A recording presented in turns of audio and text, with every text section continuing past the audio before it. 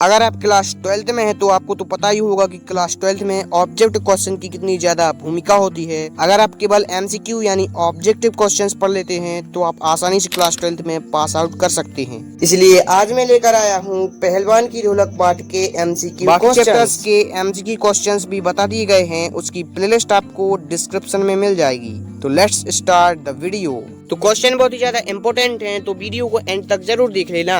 और हाँ, कमेंट में ये जरूर बताना कि आपने इनमें से कितने क्वेश्चन जो हैं सही किए हैं। तो चलिए प्रश्न नंबर 1, पहलवान की ढोलक रचना के लेखक का नाम क्या है?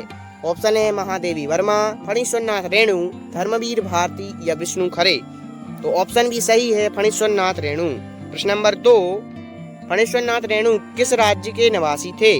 ऑप्शन है दिल्ली, बिहार, बंगाल या उड़ीसा। तो ऑप्शन भी सही है, बिहार। प्रश्न नंबर 3, फणीश्वरनाथ रेणु किस गांव के निवासी थे? ऑप्शन है पटना, भागलपुर, अररिया या गोपालगंज। तो आपको बता दें कि option C is correct, Araria गांव के निवासी थे। प्रश्न नंबर 4, फणीश्वरनाथ रेणु का जन्म किस वर्ष हुआ था? तो ऑप्शन है सन 1921, सन 1920, सन 1930 या सन 1922। तो ऑप्शन ए इज करेक्ट, 1921 में उनका जन्म हुआ था। प्रश्न नंबर 5, रेणु जी हिंदी साहित्य में किस प्रकार के लेखक थे?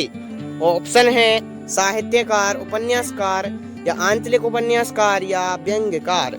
तो ऑप्शन सी सही है, आंचलिक उपन्यासकार। प्रश्न नंबर 6, रेणु जी की सबसे लोकप्रिय उपन्यास कौन सा है? तो यहाँ पर ऑप्शन है मेला आंचल, दीर्घ तपा, परती परिकथा या कितने चौराहे। तो हमारा ऑप्शन ए सही है, मेला आंचल। उनका बहुत ज्यादा पॉपुलर जो है उपन्यास था। प्रश्न नंबर 7, पहलवान की ढोलक का मुख्य पात्र कौन है? तो ये तो आपको पता ही होगा, लुट्टन इज करेक्ट आंसर। प्रश्न नंबर 8, कवि के अनुसार अमावस्या की रात कैसी थी? ऑप्शन है काली, ठंडी, भयावह या ए और बी दोनों। तो ऑप्शन सही हो जाएगा, ए और बी दोनों, यानी काली और ठंडी थी। प्रश्न नंबर 9, गीदड़ और उल्लू की आवाज कहाँ से आ रही थी? तो यहाँ पर ऑप्शन है गांव से, जंगल से, खेत से या पहाड़ से। तो ऑप्शन बी सही है, जंगल से आ रही थी। प्रश्न नंबर 10, किस बीमारी के भय से गांव के लोग डर रहे थे? ऑप्शन है मलेरिया, हैजा, ए और बी दोनों या इनमें से कोई नहीं। तो यहाँ पर ए और बी दोनों सही हो जाएगा, मलेरिया और हैजा से जो लोग पीड़ित थे। प्रश्न नंबर 11, मरीजों के भगवान की टेर की आवाज कहाँ से आ रही थी? ऑप्शन है झोपड़ी से, जंगल से, अस्पताल से या गांव से। तो यहाँ पर ऑप्शन ए सही हो जाएगा, झोपड़ी से आ रही थी। प्रश्न नंबर 12, कुत्ते जाड़े से राख के ढेर में कैसे सो रहे थे? ऑप्शन है पसरकर, शरीर को झाड़कर या शरीर को सिकोड़कर या इनमें से कोई नहीं। यहाँ पर जाड़े में वो शरीर को सिकोड़कर, यानी ऑप्शन सी सही है। प्रश्न नंबर 13, लुट्टन किस वर्ष अनाथ हो गया था? यहाँ पर कितनी वर्ष की आयु में वो अनाथ हो गया था? तो ऑप्शन है 9 वर्ष, 6 वर्ष, 12 वर्ष या 16 वर्ष। तो ऑप्शन इज करेक्ट, 9 वर्ष। प्रश्न नंबर 14, लुट्टन की शादी किस उम्र में पिता ने कर दी थी? ऑप्शन है 9, 8, 12 या 7 वर्ष। तो इनमें से जो है शादी भी 9 वर्ष में कर दी गई थी। प्रश्न नंबर 15, लुट्टन को किसने पाला था? ऑप्शन है उसकी माँ ने, सास ने या जमींदार ने या साहूकार ने। तो उसकी माँ की मृत्यु के बाद उसकी सास ने ही उसे पाला था। Option B correct. प्रश्न नंबर 16, गांव वालों की प्रताड़ना के कारण लुट्टन क्या बन गया? तो यहाँ पर ऑप्शन है डाकू बन गया, पहलवान या जेब कतरा या फिर नेता।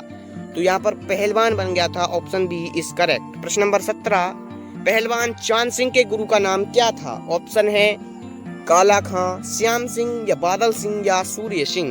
यहाँ पर आपको बता दें ऑप्शन सी इज करेक्ट, बादल सिंह। प्रश्न नंबर 18, गांव में कौन से रोग फैले हुए थे? तो यहाँ पर देख चुके हैं, यहाँ पर मलेरिया और हैजा फैला हुआ था। प्रश्न नंबर 19, ढोलक की आवाज गांव में क्या करती थी?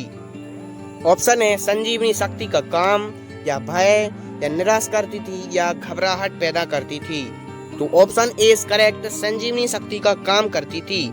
प्रश्न नंबर 20, बचपन में लुट्टन क्या करता था? ऑप्शन है खेलता था, पढ़ता था या गाय चराता था या खेती करता था। तो ऑप्शन सी इज करेक्ट, गाय चराता था बचपन में। तो इसी प्रकार की अगर आप क्वेश्चन देखना चाहते हैं तो इस प्लेलिस्ट को वॉच करें। धन्यवाद।